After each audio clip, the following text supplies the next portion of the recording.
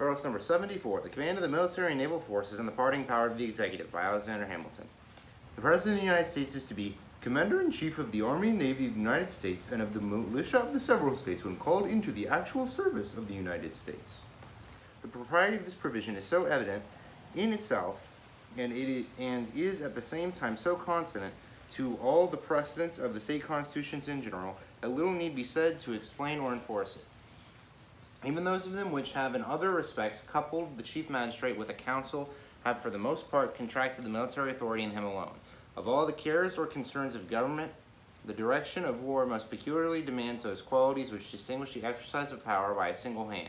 Direction of war implies the direction of the common strength, and the power of directing and employing the common strength forms a usual and essential part of the definition of the executive authority. The President may require the opinion in writing of the principal officer in each of the executive departments upon any subject relating to the duties of their respective offices. This I consider as a mere redundancy in the plan, as the right of which it provides would result of itself from the office. He is also authorized to grant reprieves and pardons for offenses against the United States, except in cases of impeachment.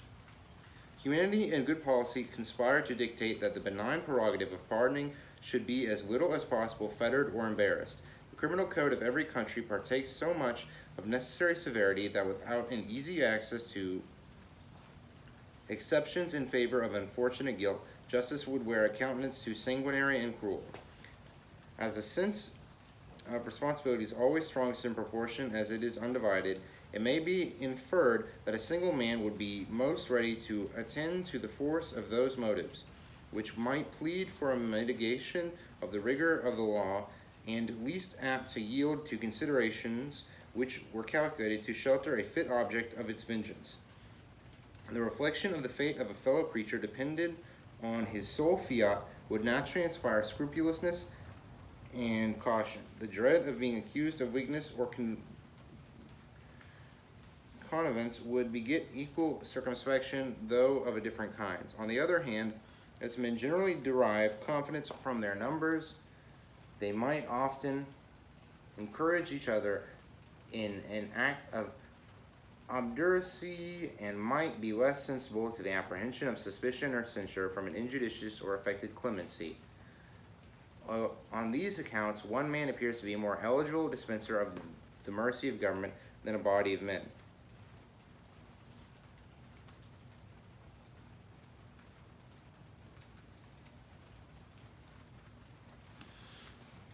The expediency of vesting the power of pardoning in the President has, if I mistake not, been not only contested in relation to the crime of treason.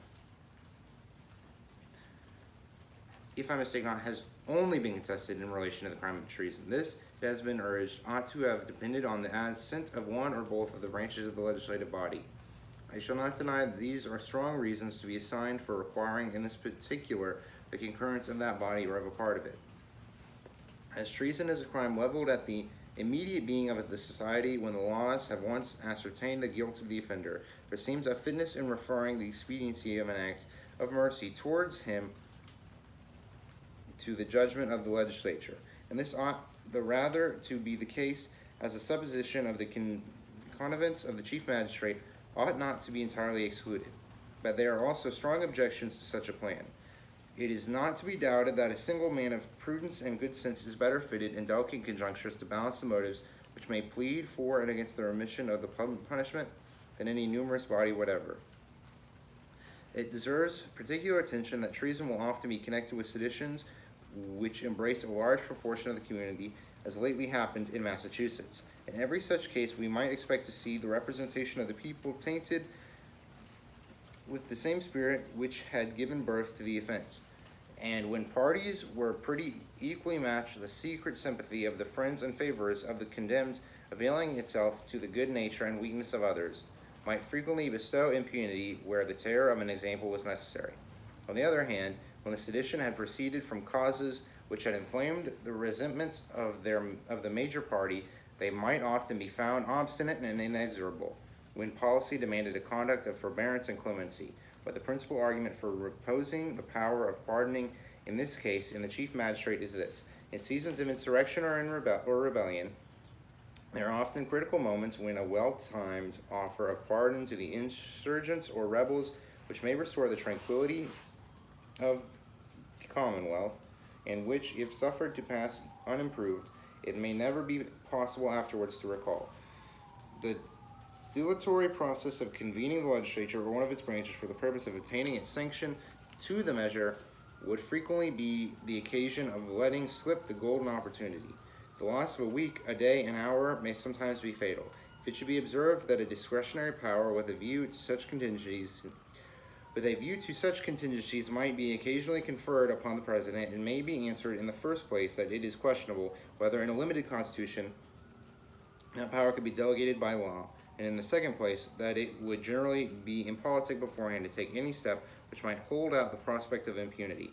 A proceeding of this kind out of the usual course would be likely to be construed to an argument of timidity or of weakness, and would have a tendency to embolden guilt. Publius.